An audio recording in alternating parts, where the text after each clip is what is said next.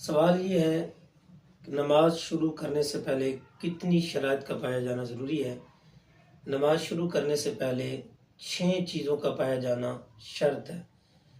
Number 1، طہارت، یعنی جگہ کا پاک ہونا، جسم کا پاک ہونا، کپڑوں کا، لباس کا پاک ہونا، یہ ساری طہارت کے اندر آتی ہیں چیزیں۔ اس کے بعد ستر عورت، اتنا جسم انسان کا ڈھکا ہوا ہو کہ جو اس کا شریعت نے ستر رکھا ہے۔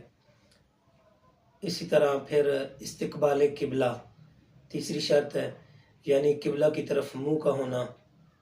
چوتھی شرط ہے وقت کا پایا جانا، یعنی جو آپ نماز پڑھ رہے ہیں کیا وہ جس وقت کی نماز پڑھ رہے ہیں کہ وہ وقت پایا بھی جا رہا ہے کہ نہیں پایا جا رہا۔ اسی طرح پھر نیت کہ آپ نماز پڑھ رہے ہیں عشاء کی اور نیت کر رہے ہیں آپ مغرب کی، تو ایسا نہیں ہوگا۔ جس وقت کی آپ نماز پڑھ رہے ہیں اس وقت کی نیت کرنا۔ اور چھٹی شرط ہے تکبیر تحریمہ۔ ان 6 شرائط کا پایا جانا نماز سے پہلے یہ ضروری ہے۔